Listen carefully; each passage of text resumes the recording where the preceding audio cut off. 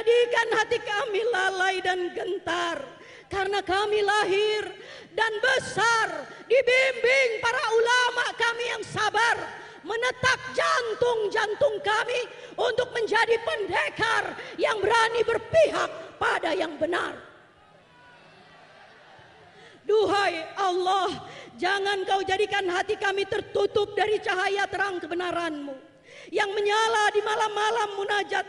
Saat Engkau turun ke jagat dunia, telah Engkau bersaksikan kami tegak berdiri, ya Allah.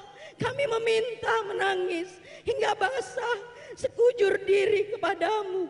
Seluruh harapan kami dambakan, akan Engkau tolong atau Engkau binasakan, akan Engkau menangkan atau Engkau lantakkan. Itu hak-Mu. Namun kami mohon, jangan serahkan kami pada mereka yang tak memiliki kasih sayang pada kami dan anak cucu kami.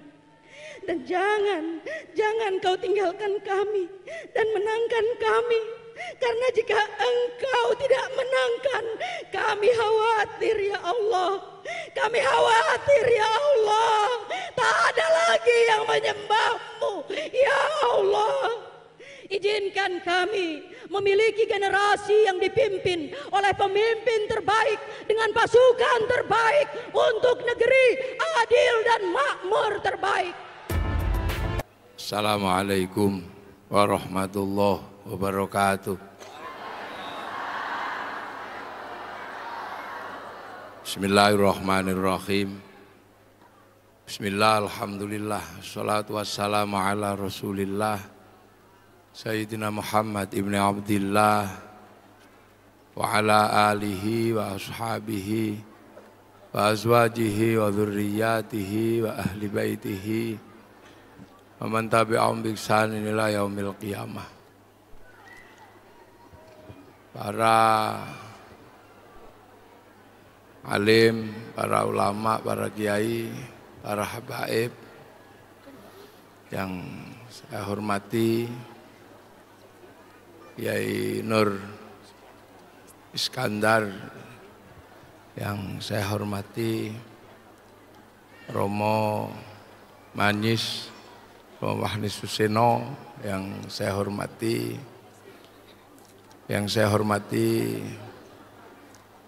Bapak Murdayapo ya, yang saya hormati Ibu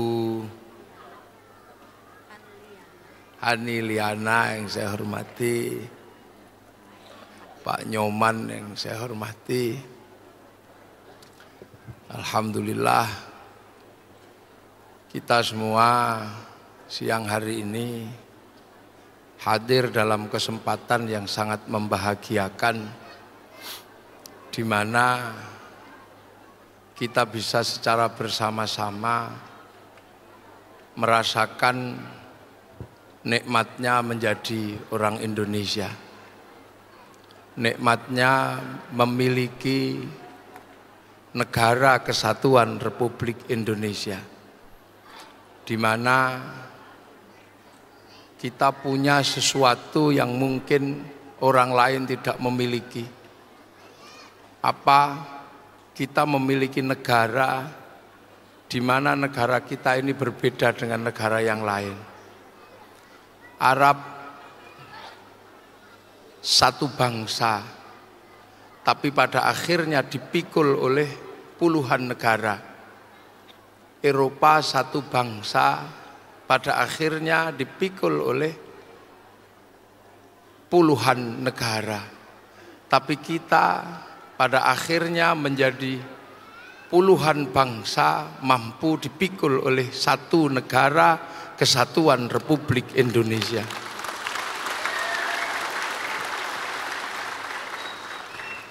Kita punya perbedaan yang sangat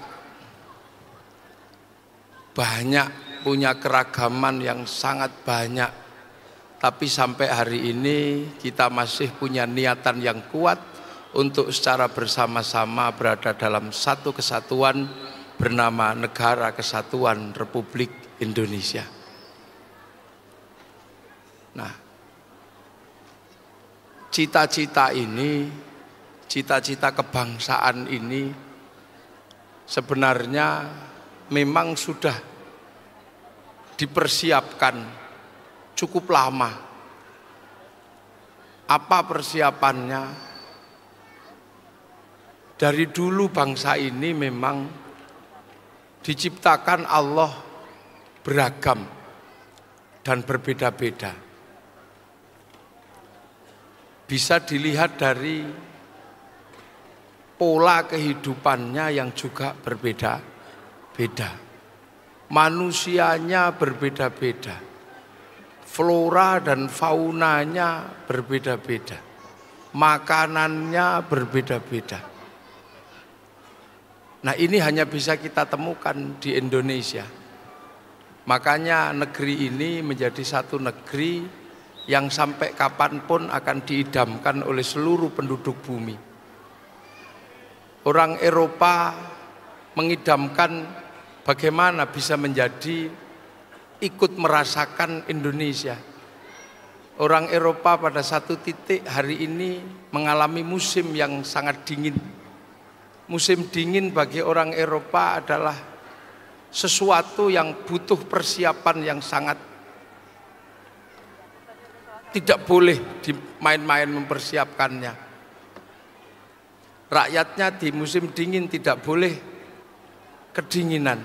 Rakyatnya di musim panas tidak boleh kepanasan.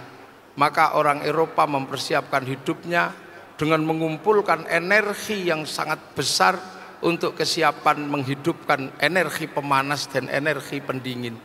Tapi orang Indonesia sampai hari ini tidak pernah mengalami musim itu. Indonesia tidak pernah panas dan tidak pernah dingin, sehingga tidak ada teknologi khusus untuk dipersiapkan karena tidak ada panas yang ekstrim dan tidak ada dingin yang ekstrim. Eropa karena ada dingin yang ekstrim maka ada air condition atau untuk mengkondisikan udara panas. Ketika dingin pakai pemanas, ketika panas pakai pendingin. Kita di Indonesia tidak terlalu membutuhkan itu. Makanya di kampung-kampung teknologinya cuma dua. Kalau panas menggunakan kebut, kalau dingin menggunakan sarung. Maka di Indonesia teknologinya cuma kebut sama sarung. Sehingga orang Indonesia tidak perlu berebut energi apapun di dunia. Orang Indonesia di musim dingin, orang Eropa di musim dingin tidak punya yang namanya ikan. Karena seluruh ikannya mengering, sungainya mengering. Makanya musim panas mereka harus mengawetkan ikan sehingga bisa dimakan di musim dingin. Orang Indonesia setiap hari bisa makan ikan sepuasnya. Makanya Indonesia tidak ada persiapan membuat ikan awet namanya sarden. Makanya bangsa Indonesia tidak usah susah-susah makan sarden. Kenapa? Karena di sini setiap hari bisa mengambil ikan. Kalau nggak ada ikan, kodok-kodok juga ada. Ini Indonesia. Di Eropa kalau musim dingin sekarang semua daun rontok, tidak ada yang tersisa. Yang tersisa hanyalah daun cemara. Makanya Romo Manis ini kalau hari Natal pakai daun cemara. Karena di bulan Desember yang tidak rontok hanyalah daun cemara.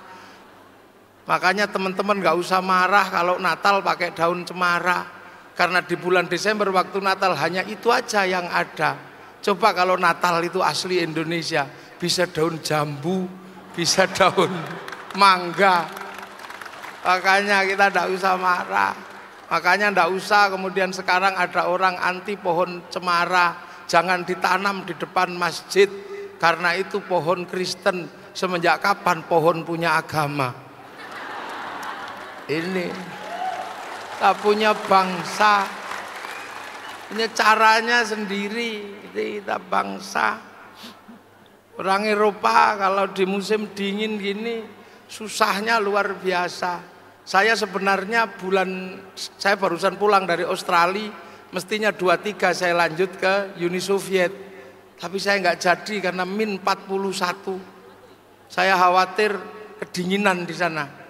Karena saya pernah di sana min 41, kencing belum selesai sudah menjadi es. Ini jangan sampai terjadi. Lah ini bangsa yang berbeda-beda.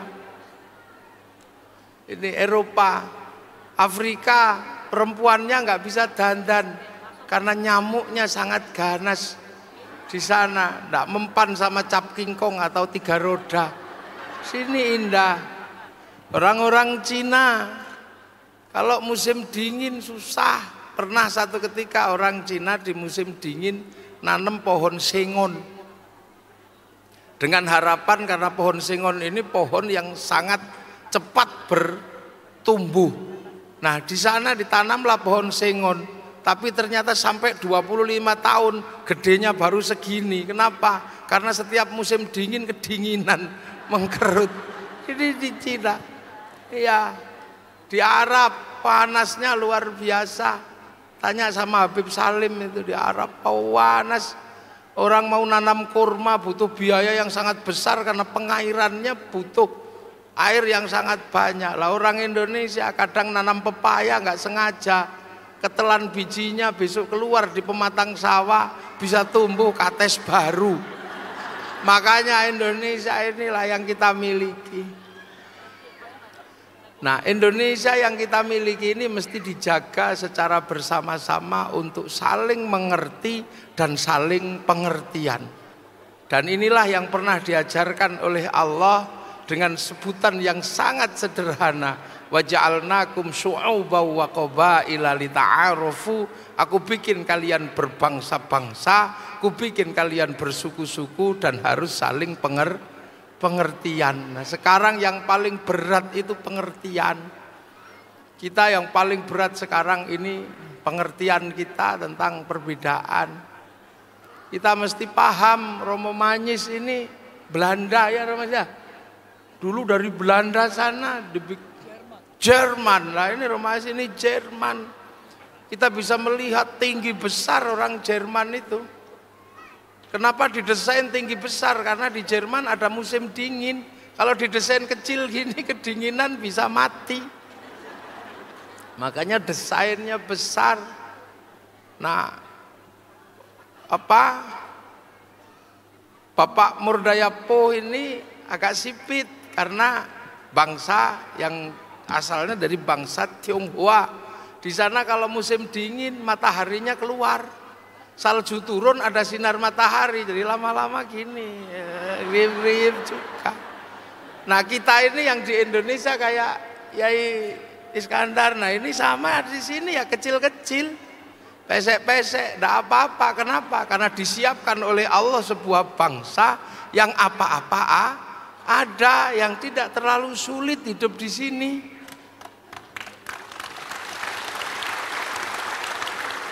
Bangsa yang tidak terlalu susah hidup di sini, indah.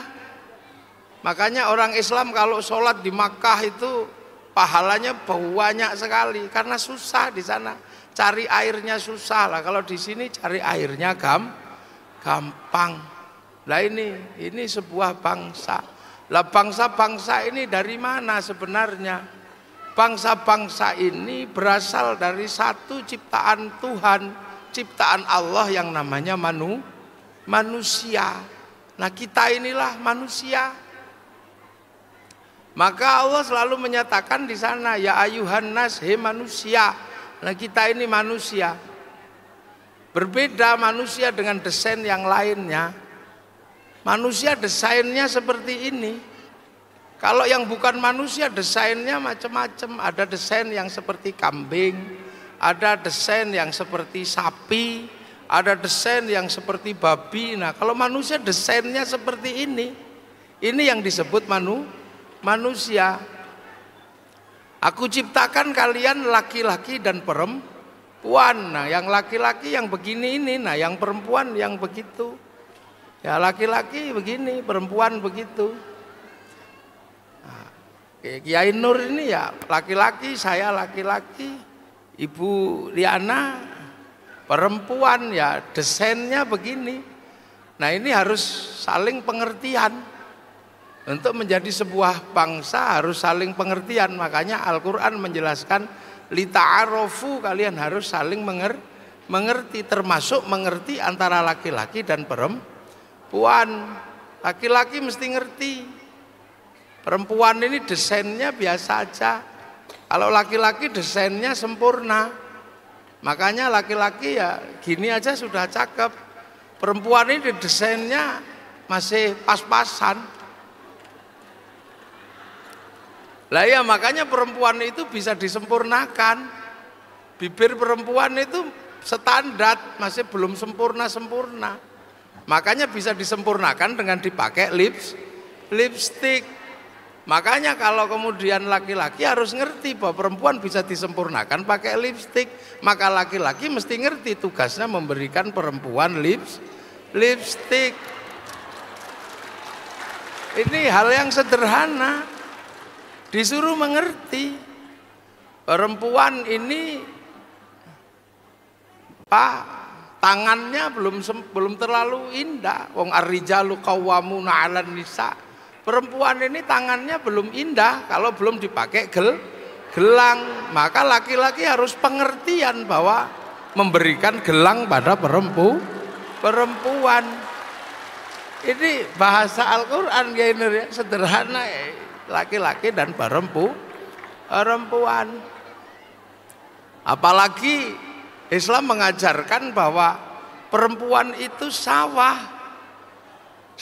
tempat untuk menanam.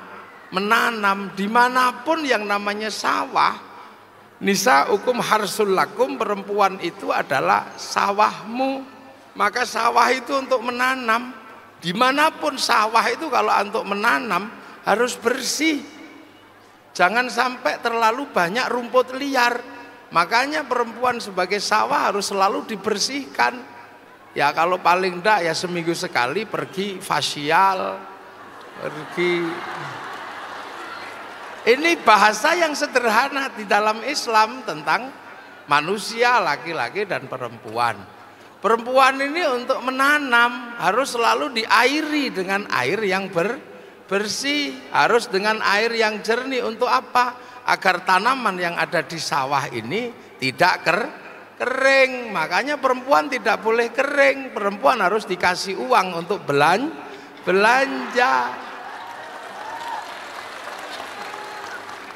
Loh, ini nanti terus juga dipupuk, baru nanti akan menghasilkan tumbuhan yang baik. Makanya di semua agama saya juga lihat ada upaya untuk mengangkat derajat perempuan, karena nasib masa depan sebuah bangsa tergantung perempuan.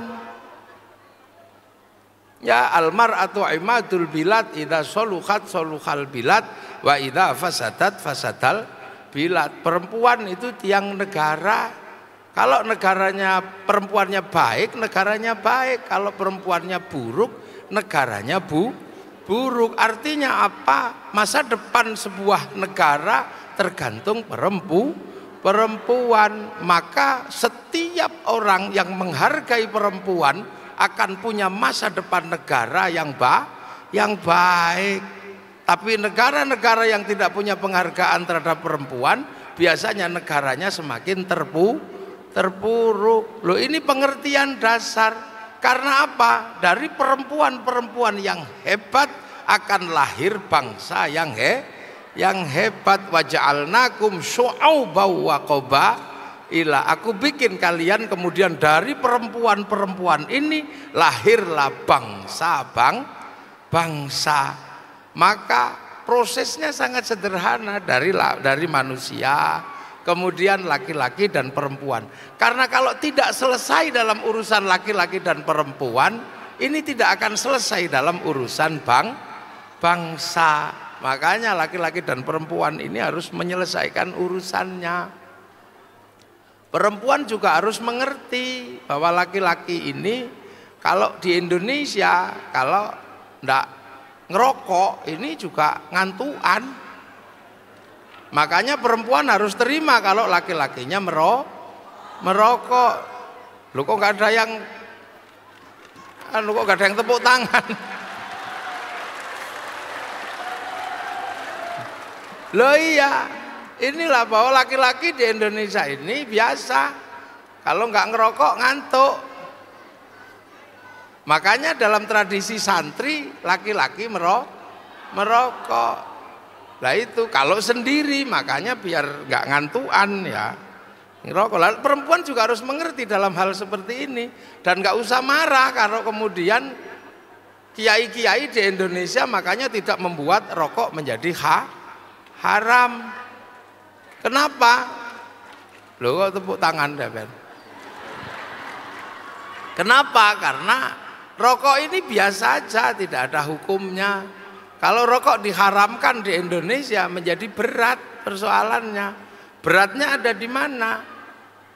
Ya beratnya rokok ini menanggung 174 triliun APBN. Kalau rokoknya haram, APBN-nya haram, untuk bangun jalan, jalannya haram. Nah orang yang mengharamkan rokok dosa lewat jalannya pemerintah.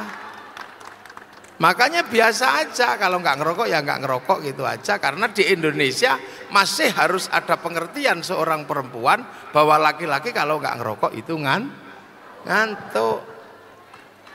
Lah ya harus ngerti. Nah setelah nggak ngantuk laki-laki bekerja. Nah setelah bekerja kemudian untuk apa? Mengairi perempuan dengan uang. Loh kan gitu. Nah itu mungkin tidak terjadi di kota-kota besar yang masyarakatnya sudah terdidik dengan kemajuan teknologi. Tapi bagi yang di kampung-kampung, rokok masih menjadi andalan untuk laki-laki agar tidak ngantuk, biar bisa menyenangkan perempuan. Loh ini masih di kisaran pengertian antara laki-laki dan perempuan. Itu aja menghasilkan pengertian-pengertian yang susah.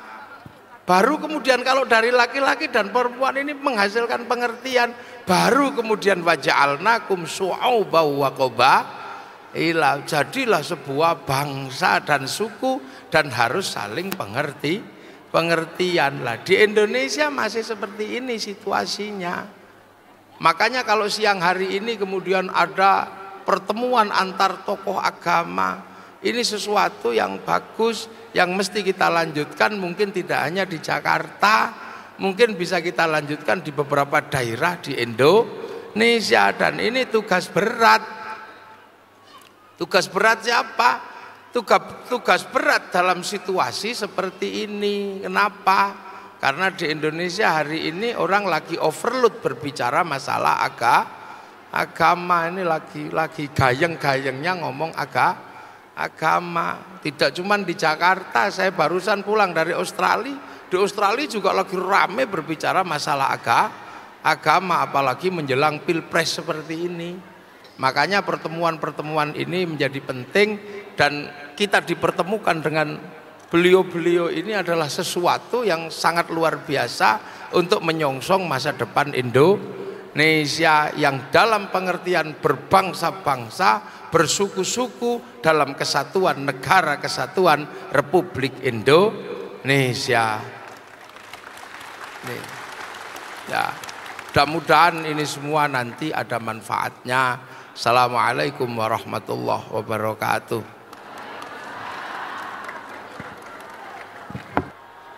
Ini tausiah tambahan. Sebenarnya tadi itu saya mau panjang, tapi karena mau berdoa, saya khawatir kalau terlalu panjang nanti. Tapi kalau setelah berdoa gini, nah ini lebih enak ini.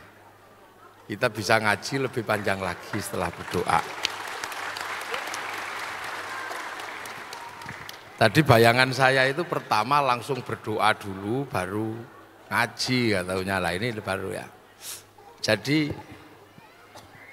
kita ini diajarkan oleh Allah memang dari awal mengandung pengertian bahwa pada satu ketika manusia itu akan berbangsa-bangsa dan bersuku-suku. Tapi diawali dengan satu permulaan yang sangat sederhana, digambarkan oleh Allah, ya ayuhan nas, hei manusia. Nah kita inilah manusia. Nah menjadi manusia itu adalah sesuatu yang tidak bisa memilih. Kenapa ada yang jadi manusia dan ada yang bukan manusia? Nggak bisa memilih. Kalau boleh memilih mungkin ada yang memilih menjadi yang lain. Tapi menjadi manusia ini adalah sesuatu yang nggak bisa memilih. Jadi jangan mengandaikan yang lain. Artinya ketika disebut ya ayuhan nas, manusia, maka kitalah manusia. Nah, inna khalaqnakum min dzakari wa unsa. Aku bikin kalian ini laki-laki dan perempuan. Nah, dibikin laki-laki dan perempuan itu eranya sudah sangat era dulu sekali. Itu yang kemudian dikenal dengan era Adam dan Hawa. Itu era panjang, entah tahunnya keberapa kita nggak ngerti. Inna khalaqnakum min dzakari wa unsa. Aku mulai kalian menjadikan manusia itu, ku mulai dari membikin menjadi laki-laki dan perempuan. Artinya menjadi laki-laki juga nggak bisa memilih, menjadi perempuan juga nggak bisa memilih. Jadi karena menjadi laki-laki itu nggak bisa memilih dan menjadi perempuan itu nggak bisa memilih, maka yang ada adalah harus saling pengertian. Karena ini satu nggak ada yang bisa memilih. Menjadi manusia juga nggak ada yang bisa memilih, menjadi laki-laki juga nggak ada yang memilih, menjadi perempuan juga nggak ada yang bisa memilih. Dan ini Allah dari awal sudah mengajarkan harus saling pengertian. Sampai kemudian setelah mengerti menjadi laki-laki dan mengerti menjadi perempuan, kita juga nggak bisa memilih. Lahir menjadi bangsa dan menjadi suku, itu nggak ada yang bisa memilih. Kenapa ada yang lahir menjadi suku bangsa Arab, ada yang lahir menjadi suku bangsa Eropa, ada yang lahir menjadi suku bangsa di Afrika, ada yang lahir menjadi suku bangsa di Eropa, di Cina. Ini juga nggak ada yang bisa memilih. Ini mutlak ketentuan Allah. Ini ketentuan Tuhan, nggak ada yang bisa memilih. Makanya kalau kalian tidak bisa memilih, kalian harus mengerti. Makanya menjadi bangsa juga menjadi pengerti adalah kebetulan kita ini umat Rasulullah, kita ini umat Nabi Muhammad, umat di mana ketika manusia sudah menjadi bangsa dan menjadi suku yang berbeda-beda, sudah berbangsa-bangsa dan sudah bersuku-suku. Zaman Nabi Ibrahim ini orang baru satu bangsa. Zaman Nabi Nuh orang baru satu bangsa. Zaman Nabi Musa ini baru satu bangsa. Tapi zaman Nabi Muhammad ini ketika tahun 500, 600 Nabi Muhammad lahir, manusia sudah menjadi berbangsa-bangsa, bersuku-suku. Maka kemudian kita diingatkan kembali ketika manusia menjadi bangsa dan suku yang berbeda-beda. Rasulullah diingatkan kembali oleh Allah. Apa? Laqad khalaqnal insana fi ahsani taqwim. Aku bikin kalianlah yang terbaik. Tapi terbaik ini versinya sudah berbeda-beda. Kalau yang terbaik laqad khalaqnal insana fi ahsani taqwim di zaman Nabi Adam, versinya baru satu. Baru tinggi besar 60 dhira'. Di zaman Nabi Adam ini versinya baru satu. Ahsani taqwim, bentuk terbaik, itu modelnya baru satu. Baru 60 dhira', tinggi besar, ya sekitar 50-an meter ya. Itu baru satu versi di zaman Nabi Adam. Di zaman Nabi Idris mungkin yang terbaik juga baru satu versi. Tapi ketika di zaman Nabi Muhammad, manusia ini laqad khalaqnal insana fi ahsani taqwim, aku bikin kalian yang terbaik. Terbaiknya ini sudah macam-macam bentuknya.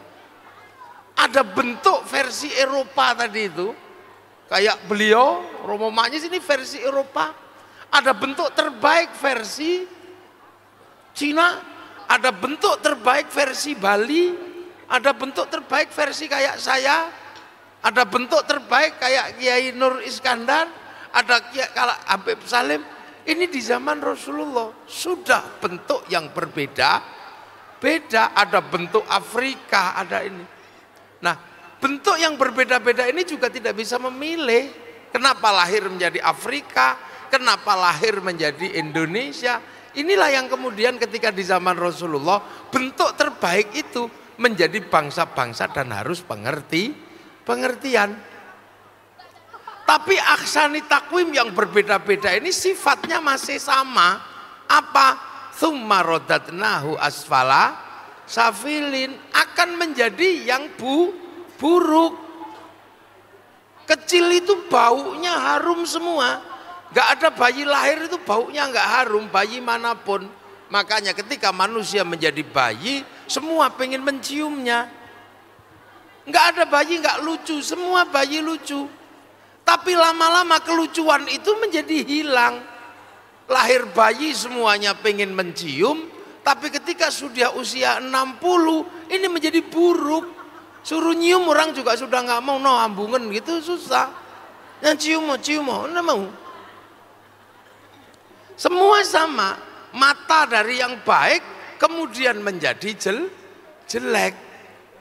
Maka dalam situasi seperti ini Rasulullah ajarkan amanu wa amilus sholihat, ajarkan iman dan berbuat baik. Maka tugas Rasulullah mengajarkan orang Islam menjadi iman dan berbuat baik. Inilah maka kemudian ditempuhlah pembelajaran keislaman. Nah, apakah kemudian bisa semua diislamkan oleh Rasulullah? Tidak semua bisa diislamkan oleh Rasulullah.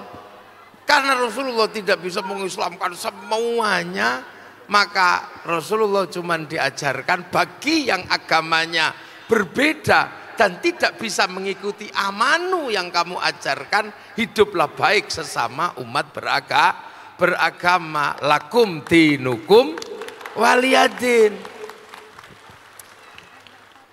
Ya. Lakum dinukum waliyadin. Nah, bagi yang masih Rasulullah nggak bisa semua diajarkan baik. Bagi yang masih mabuk, ya diajarkan. La taqrabus sholata wa antum syukara hatta ta'lamu ma taquluna wa alamu ma taf'alun. Jangan deket-deket sholat kalau lagi mabuk, bagi yang suka mabuk. Bagi yang lain lagi berbeda-beda. Nah, masalah agama nggak semua. Loh, makanya Rasulullah hanya mengajarkan amanu wa amilus sholihat bagi umat Islam. Sementara bagi agama yang sebelumnya ada masih agama Yahudi dan agama Nasrani. Terhadap Yahudi dan terhadap Nasrani, apa yang dilakukan oleh Rasulullah? Karena Yahudi dan Nasrani ini adalah berasal dari Bani Israel, dan Bani Israel itu adalah putra dari Yakub. Yakub itu bernama Israel, punya anak 12 namanya Bani Israel. Yakub itu putra Ishak. Ishak itu putra Ibrahim. Nabi Ibrahim punya anak 2, yang satu Ishak, yang satu Ismail. Dari Ishak melahirkan Bani Israel, melahirkan Yahudi dan Nasrani. Dari Bani Ismail melahirkan Rasulullah. Makanya terhadap 2 agama ini Islam mengajarkan ahlul kitab. Yahudi yang tidak bisa diajak ke Islam disebut pemilik kitab. Nasrani yang tidak bisa diajak Islam menjadi pemilik kitab atau ahlul kitab. Dan ketika tidak bisa diajak secara kesemuanya oleh Rasulullah, Rasulullah hanya berdoa kepada semuanya di setiap akhir sholat. Kama sholaita ala sayyidina Ibrahim wa ala ali sayyidina Ibrahim. Kama barokta ala sayyidina Ibrahim wa ala ali sayyidina Ibrahim. berkahilah kepada Nabi Ibrahim dan seluruh keturunan Ibrahim. Makanya bagi para santri ketika sekarang di Filistin ada keributan, ini masalah kemanusiaan, persoalan yang ribut sampai kapanpun juga nggak akan pernah berhenti karena yang ribut Yahudi sama Nasrani sama Islam. Kenapa ributnya di Filistin? Karena itu tinggalan Nabi Ibrahim. Kenapa Hindu tidak ikut? Karena Hindu di India. Kenapa Konghucu tidak ikut? Karena Konghucu di Cina. Kenapa Buddha tidak ikut? Karena Buddha di Cina. Lah kenapa Islam sama Yahudi dan Nasrani yang ribut di sana? Karena satu rumpun keluarga dari Ibrahim. Loh, inilah persoalannya.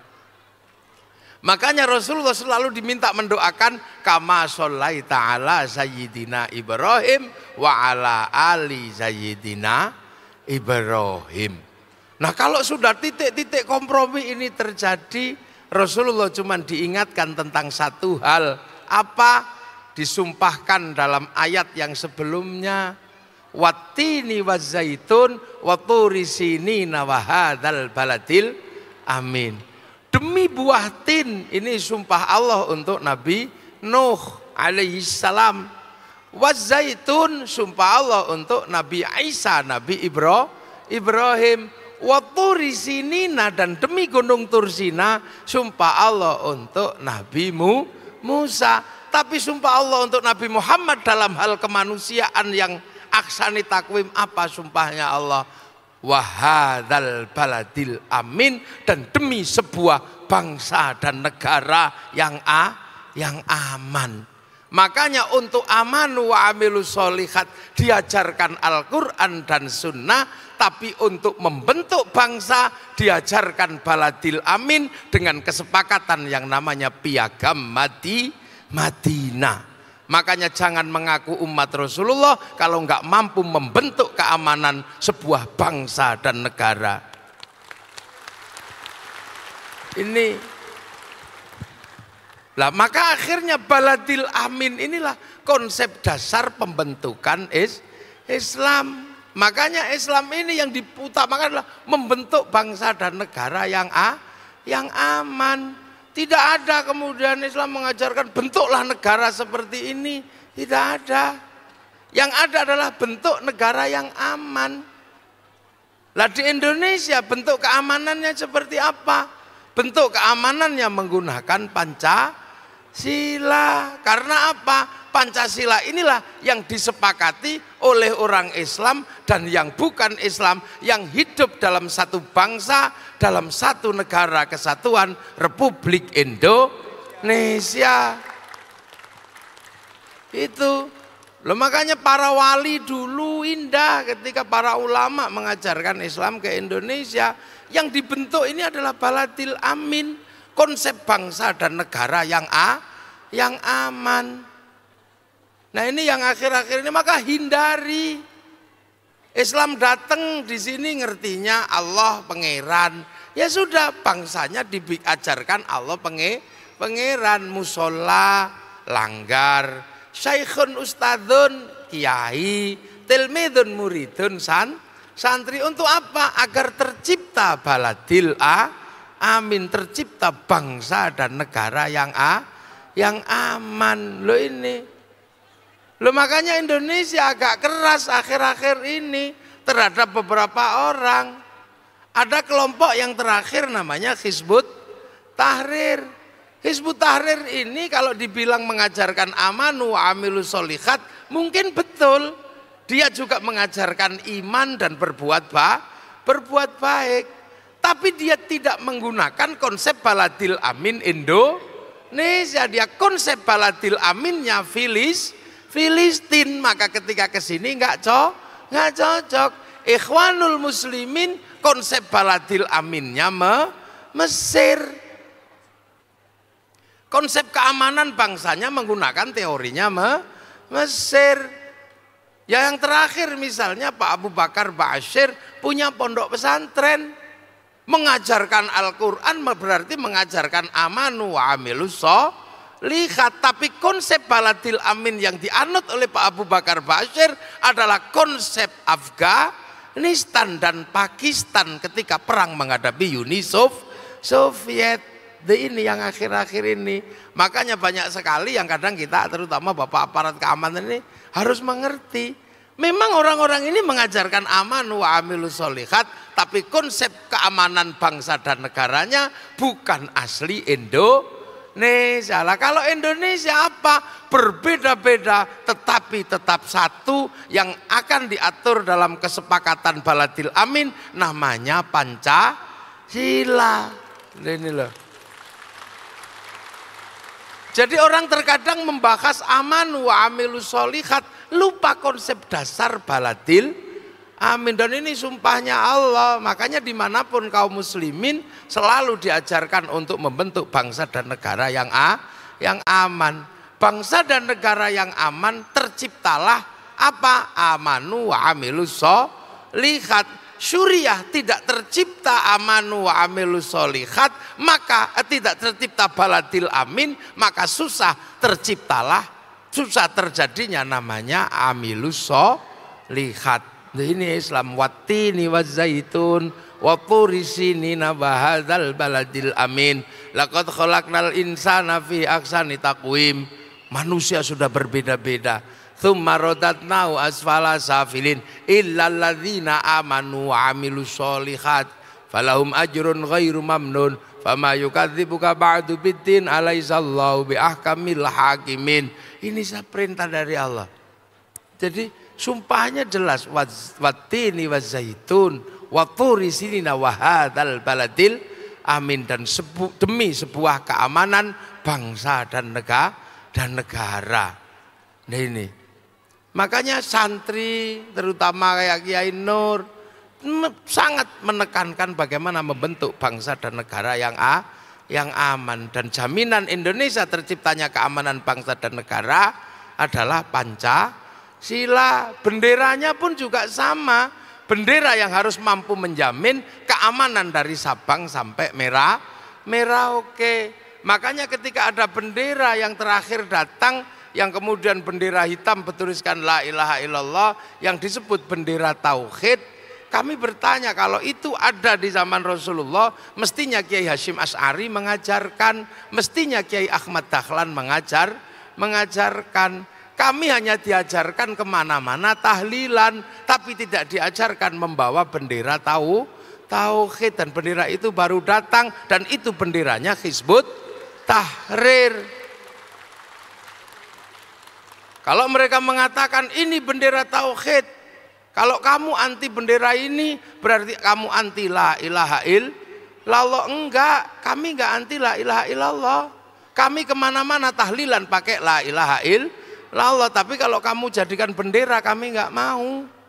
Seperti kami enggak mau Palu Arit dijadikan bendera. Kalau Palu Arit dijadikan bendera, kami tolak. Tapi santri pergi ke sawah tetap pakai arit, santri nukang tetap pakai palu. Ini bangsa ini berbeda-beda. Itu ya, ada Islam, ada yang bukan Islam, ada Konghucu, ada Nasrani, ada Buddha. Nah inilah, siapa yang mampu membentuk ini?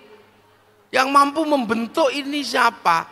Ya ini sebenarnya adalah kekayaan khazanah para ulama yang ada di Indonesia beserta para pemimpin-pemimpin terdahulu. Untuk punya merah putih, nenek moyang kita, karena merah putihlah yang mempersatukan.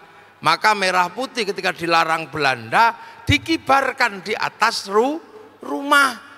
Ketika dikibarkan di atas rumah, Belanda masih marah, maka tiang rumah dikasih tebu. Masih curiga tiang rumah dikasih pisang, masih curiga dikasih tebu, masih curiga dikasih padi. Belanda masih curiga, besoknya datang membawa nasi sama ayam. Kata Belanda, oh ini ternyata cuman mau makan. Tapi begitu makanannya habis, padinya mengering, tebunya mengering, pisangnya rontok, kelapanya rontok, yang tersisa tinggal merah putih. Inilah hasanah kekayaan bangsa Indonesia. Islam waktu itu bangsa di sini paling kuat, Islam paling banyak. Tapi apakah kemudian Islam mentang-mentang karena paling banyak? Enggak. Kita bersama-sama diajarkan hidup bersama, maka muncullah konsep hidup bersama sama rasa, namanya apa? Musyarakah, yang kemudian dikenal dengan konsep sederhana namanya masyarakat. Nah, kalau sudah jadi masyarakat, perbedaan seluruh penduduk harus dijamin. Dijamin oleh apa? Oleh kebersamaan. Hidup bersama dalam perbedaan, dalam kesamaan. Rasulullah mengajarkan kullukum ra'in wa kullukum mas'ulun an ra'iyati. Maka kemudian yang tadinya raja, hamba, kawula, gusti dirubah menjadi bahasa yang sederhana namanya ra'iyah, yang diserap ke bahasa Indonesia namanya rakyat, yang artinya apa? Bahwa kita semua hidup saling bertanggung jawab. Untuk apa? Menjamin perbedaan agama di Indonesia. Sebab apa? Kafir itu disebut untuk orang yang mengajak perang kaum muslimin, tapi berbeda agama ketika hidup bersama namanya dhimmi. Tapi kalau sudah saling bertanggung jawab, hidup dalam satu kesatuan baladil amin, namanya ra'iyah atau rakyat. Makanya kalau sudah namanya ra'iyah atau rakyat, jangan dikafirkan lagi. Inilah konsep besar ketika kaum muslimin hidup dalam dunia mayoritas. Makanya kiai-kiai sepuh nggak pernah mengkafirkan orang, sebab namanya sudah ra'iyah atau rakyat. Rakyat itu adalah orang yang sudah hidup bersama dan saling bertanggung jawab. Nah, yang suka kafir biasanya belum mengerti ini karena baru datang. Ini loh. Tapi orang Indonesia tetap diperbolehkan menyebut dirinya dengan sebutan asal. Ra'iyah menjadi rakyat tidak menghilangkan hamba. Untuk menyebut dirinya hamba masih boleh menggunakan kalimat ambu. Untuk menyebut dirinya kawulo masih boleh menyebut dirinya kulo. Untuk menyebut sahaya masih boleh menyebut diri dengan sebutan saya. Untuk pikulun masih boleh dengan sebutan ulun. Untuk abdi masih boleh dengan abdi atau orang Sunda. Ini cara-cara berbangsa yang memang untuk melindungi perbedaan.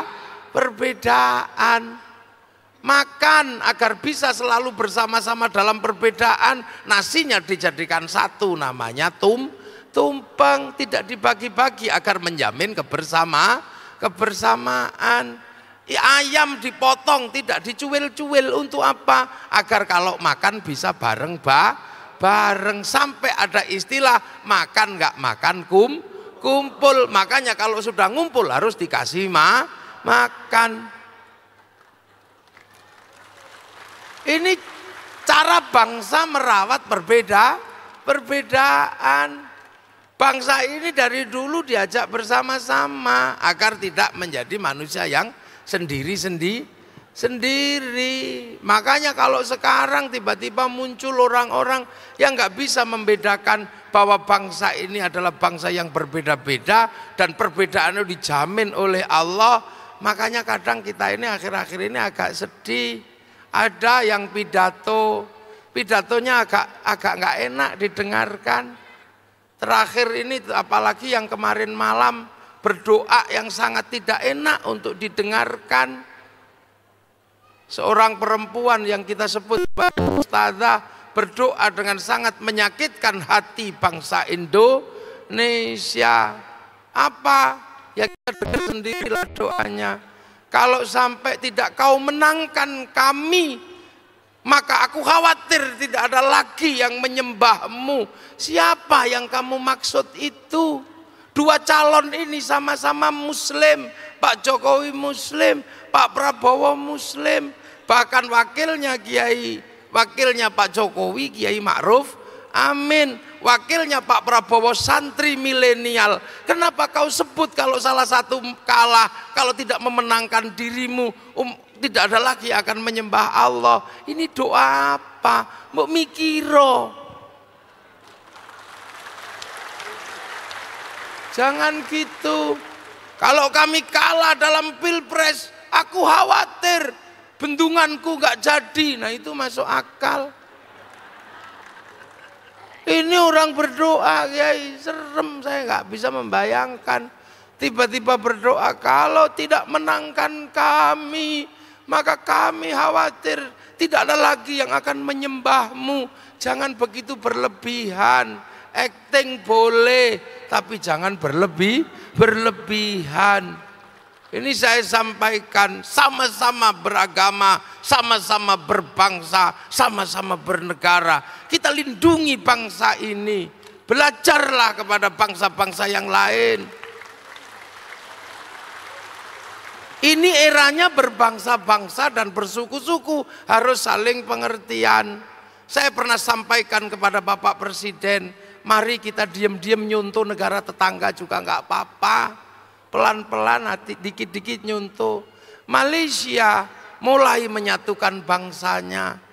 Yang tidak suka dengan keberagaman disingkirkan dari Malaysia. Atas nama agama, atas nama apapun yang mengganggu kebersamaan mereka disingkirkan pelan-pelan oleh Malaysia. Khutbah diatur, kalimat apapun diatur. Dan Malaysia membuat pembelajaran yang sangat sederhana. Apa? Bangsanya diserahkan kembali pada si Upin dan si Ipin. Si Upin dan si Ipin masa depan Malaysia diajarkan mengerti bahwa bangsa Malaysia tidak bisa pisah dengan ras India. Maka si Upin dan si Ipin dikenalkan dengan tokoh namanya Jarjit.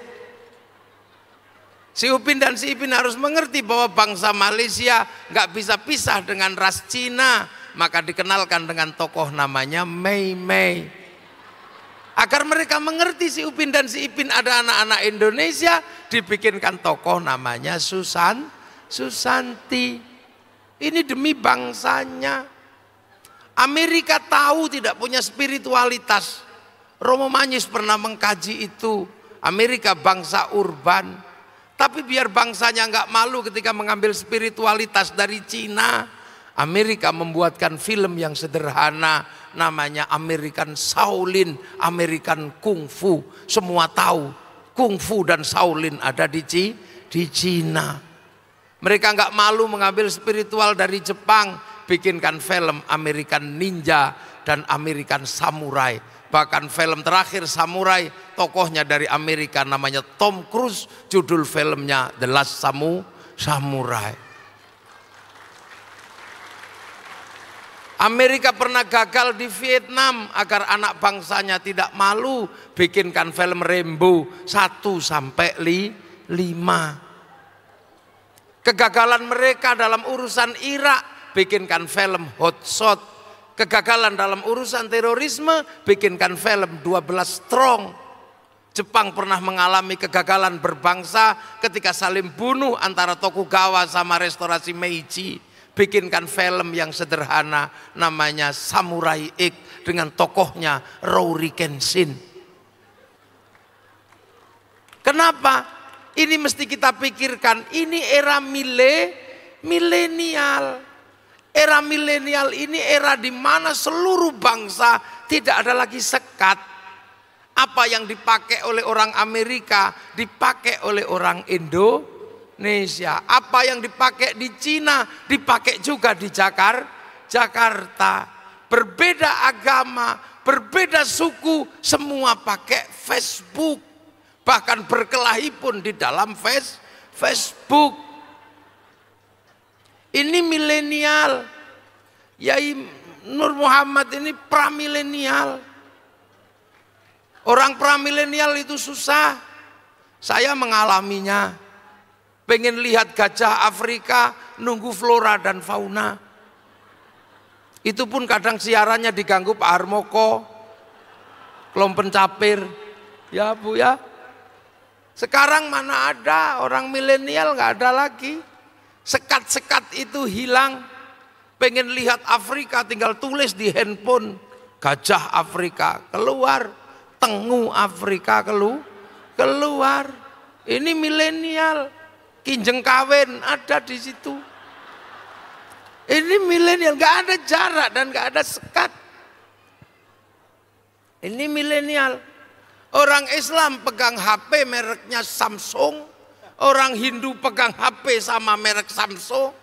Orang Islam pegang handphone merek Samsung, pendukung Pak Jokowi pegang handphone mereknya Samsung, pendukung Pak Prabowo pegang handphone mereknya Samsung, berkelahi menggunakan WA-nya Samsung, WA-nya sama. Orang ribut semua difasilitasi oleh Mark Zuckerberg. Ini milenial, makanya kita paham. Milenial killing everything. Milenial membunuh segalanya. Jatuh cinta zaman saya susah karena mesti ngirim surat dengan kertas warnanya pink yang baunya harus wangi. Kita tulis perlahan-lahan, "Dek, aku cinta padamu. Aku merindukanmu." Aku tulis surat cintaku ini karena kita terpisah jarak dan waktu. Jarak yang berbeda membuat rinduku tidak bisa kutahan. Tapi aku yakin malam hari ini kita berada di bawah sinar rembulan yang sama. Kirim lewat ke pos. Apakah sekarang masih seperti itu? Sudah tidak ada seperti itu. Yang ada adalah apa? Kita tulis apa? Ketik di sini, langsung wajah kita cepret gitu. Kirim langsung. Apa? Kita bawanya tulisi mah, udah selesai. Ini milenial. Makanya orang milenial ini nggak punya kesabaran sama sekali. Emosi gini. Nah inilah era milenial. Makanya kita ini semakin kesini akan dituntut untuk saling pengertian. Makanya dari awal Islam sudah mengajarkan siapa yang mampu paling mengerti dalam hal seperti ini. Bahwa manusia berbeda-beda, maka kamu akan mendapatkan pangkat derajat apa? Derajat muttaqin. Inna akramakum indallahi atqakum. Makanya derajat orang yang bertakwa ditaruh di apa? Di belakang ayat tentang pengertian laki-laki dan perempuan, tentang pengertian bangsa. Kalau itu berhasil, inna akramakum indallahi atqakum. Kamu akan menjadi bangsa yang akan menjadi kamu menjadi orang yang mendapat derajat takwa. Kalau kamu sudah jadi orang bertakwa, maka kamu akan mampu keluar dari persoalan apa saja. Apa sebabnya? Karena kita sudah menyelesaikan hal yang sederhana. Mayyattaqillaha yaj'al lahu makhraja wa yarzuqhu min haitsu la yahtasib. Nah, kalau sudah ada jalan keluar antar kehidupan berbeda-beda bangsa dan suku, ada jalan keluarnya karena kita bertakwa, maka kemudian akan ada pengertian baru. Apa pengertian itu adalah kita akan lau anna ahlal qura amanu wattaqau la fatahna, maka kemudian akan menjadi sebuah bangsa yang dibukakan pintu langit dan bumi, dibuka keberkahan oleh Allah. Tapi kalau kita mengerti laki-laki dan perempuan aja susah, maka jangan harap bangsa akan maju. Apalagi kita mengerti berbeda bangsa dan suku dan agama saja kita susah, jangan pernah berharap menjadi bangsa yang maju. Maka kemudian landasan bernegara dan berbangsa dimulai dari mengerti laki-laki dan perempuan. Setelah itu mengerti berbangsa-bangsa bersuku-suku, barulah kita akan menjadi bangsa yang mampu keluar dari krisis apapun yang ada di negeri Indonesia. Bangsa ini berbeda dari dulu, sudah dari dulu berbeda. Perang agama sudah dimulai dari dulu. Ini mumpung ada teman Hindu, ada teman Buddha. Perang agama terbesar di dunia itu ada di Indonesia tahun 800-an. Ketika apa? Dua wangsa besar, satu wangsa Sanjaya dan satu wangsa Shailendra. Wangsa Sanjaya ini agamanya Hindu, wangsa Shailendra agamanya Buddha. Ini perang habis-habisan. Sampai calon raja Hindu tidak mau berperang. pergi ke India belajar ilmu arsitektur. Orang ini pulang bergelar namanya apa? Bergelar menjadi orang dengan gelar Resi Gunadarma. Resi Gunadarma ini aslinya namanya Panuko. Nah, setelah itu kemudian orang Buddha yang menang perang ini kuat, rajanya bernama Semaratungga. Tapi ketika mau bangun candi nggak punya arsitek. Maka kemudian carilah arsitek dan ketemu arsitek beragama Hindu. Maka dibangunlah candi Buddha dengan arsitek seorang beragama Hindu. Lahirlah candi besar namanya Sambara Budura. Yang akhirnya ada candi Buddha dengan nuansa Hindu. Akhirnya rukun. Anak Raja Buddha namanya Pramodawardhani jatuh cinta. Jatuh cinta sama si Panuko atau Gunadarma. Maka menikahlah anak Raja Buddha dengan orang Hindu. Setelah menikah mereka kemudian tidak mungkin bangsa tidak diserahkan. Akhirnya diserahkanlah kerajaan Buddha kepada orang Hindu, menantunya sendiri. Akhirnya si Panuko bergelar dengan gelar baru namanya Rakai Pikatan. Maka terbentuklah peradaban baru di sana. Nah, yang Hindu akhirnya dibikinkan candi oleh Rakai Pikatan namanya Prambanan, diawasi oleh Resi Kumbayoni dengan dikawal oleh namanya Lokapala. Semenjak itu rukun. Akhirnya kemudian bangsa ini pindah, bangsa Sailendra ke Sriwijaya beragama Buddha. Rukun dengan agama yang lain, Sriwijaya menjadi besar. Bangsa Isyana geser ke timur menjadi rukun dengan bangsa yang berbeda. Akhirnya apa? Karena tidak ribut masalah agama, negara-negara menjadi negara yang kuat di Indonesia, di Nusantara. Singasari mampu menaklukkan 2/3 dunia. Dan itu bisa kita lihat sekarang betapa tingginya peradaban yang ada di Nusantara. Orang Arab punya alat musik namanya terbang, terbuat dari kayu dan kulit. Orang Eropa punya alat musik namanya gitar, terbuat dari kayu dan tali. Tapi bangsa Indonesia punya alat musik namanya gamelan, terbuat dari logam. Hanya bangsa yang menguasai ilmu pertambangan yang maju dan penguasaan metalurgi yang mapan mampu membuat alat musik dari logam. Ini bangsa dan rukun. Bangsa kita punya kekuatan besar. Nah, zaman Majapahit akhirnya perbedaan-perbedaan itu dirukunkan kembali dengan sebuah slogan besar namanya Bhinneka Tunggal Ika. Ada dalam kitab agama Hindu namanya Sutta Soma, mengatur negara dengan kitab negara Kertagama. Maka semenjak itu bangsa ini saling menjaga, rukun dari dulu. Maka kemudian kalau akhir-akhir ini ada hari Natal Banser jaga gereja, ada Idul Fitri di Bali pecalang jaga masjid, itu adalah warisan asli bangsa Indonesia. Gak usah diributkan lagi, ini bangsa dari dulu.